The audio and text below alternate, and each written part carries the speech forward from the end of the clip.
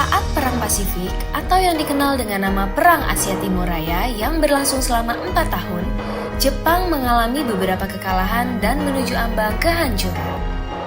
7 September 1944, Jenderal Kuniaki Koiso di hadapan parlemen Jepang berjanji untuk memerdekakan Indonesia bila mencapai kemenangan dalam Perang Pasifik. Tujuannya mendapat bantuan Indonesia dalam perang tersebut. Kaum Pergerakan Nasional menyambut hangat janji kemerdekaan oleh Jenderal Koiso.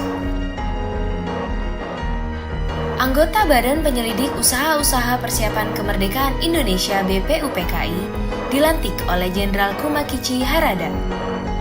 Rajiman Weddiodiningrat, tokoh Pergerakan Nasional, ditunjuk sebagai ketuanya. Tapi, tidak semua petinggi militer Jepang sepakat dengan pelantikan BPUPKI. Misalnya Jenderal Izagaki dan Yuichiro Nagano. Keberatan dua jenderal itu tidak berarti banyak. Mayoritas petinggi militer Jepang tetap mendukung BPUPKI. Sidang BPUPKI dari 29 Mei sampai 1 Juni 1945 pun berjalan mulus. Setelah bersidang 2 kali, kerja BPUPKI berakhir dengan baik, sesuai harapan Jenderal Kumakichi Harada. BPUPKI lalu dibubarkan oleh Jenderal Terauchi Hisaichi, diganti jadi Panitia Persiapan Kemerdekaan Indonesia (PPKI) 7 Agustus 1945. 21 nama anggota PPKI diumumkan. Sebagian besar berasal dari BPUPKI. Mereka sudah bersiap sidang pada 16 Agustus 1945. Soekarno, Hatta, dan Rajiman Weddiodiningrat wakil PPKI terbang ke Dalat, Vietnam 12 Agustus 1945. Di tengah kabar pengeboman Hiroshima dan Nagasaki di Jepang, Jenderal Hisaichi Terauchi, Panglima Angkatan Perang Jepang di Asia Tenggara, menyambut kedatangan mereka. Jenderal Terauchi berkata bahwa PPKI bisa segera memproklamasikan kemerdekaan Indonesia. Kabar gembira tepat pada hari ulang tahun Hatta. Mereka semua senang, kemerdekaan sudah di depan mata.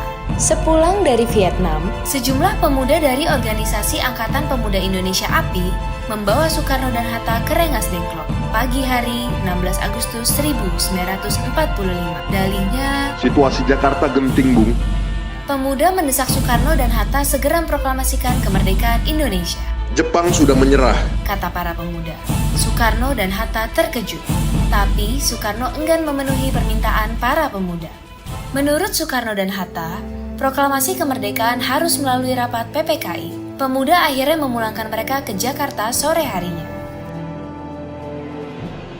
Sepulang dari Rengas Dengklok, Soekarno dan Hatta hendak bersidang dengan PPKI di Hotel Das Indies, Jakarta, tapi Jepang melarangnya.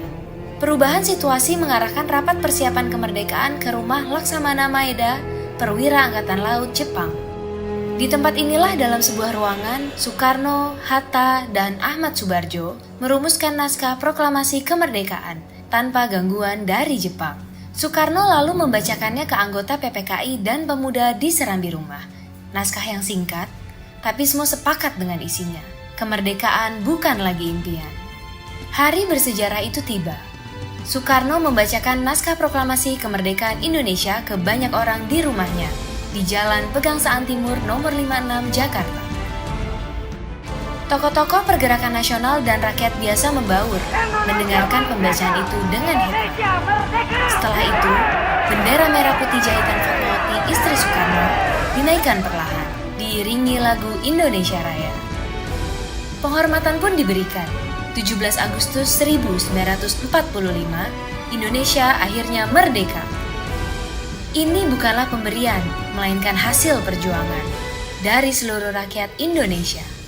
Proklamasi kemerdekaan mengantar bangsa Indonesia bergelut dengan cerita baru. Jepang memang telah terjungkir, tapi pengaruhnya belum berakhir. Ini dialami oleh fotografer Mendur bersaudara dalam merekam dan menyebar proklamasi. Jepang menghancurkan kamera Alex Mendur, sang kakak.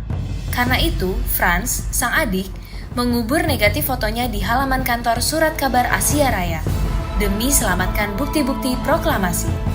Di tempat lain, pewarta berhasil mengabarkan proklamasi lewat media cetak, juga melalui siaran radio dengan menggunakan beragam bahasa daerah.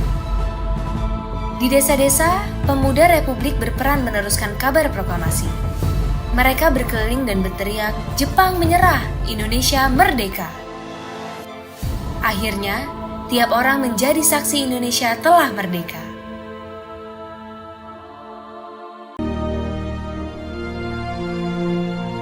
Proklamasi. Kami, bangsa Indonesia, dengan ini menyatakan kemerdekaan Indonesia.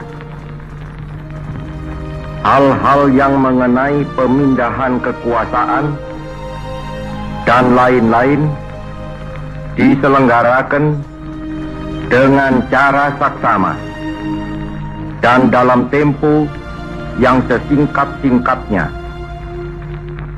Jakarta, 17 Agustus 1945, atas nama bangsa Indonesia, Soekarno-Hatta.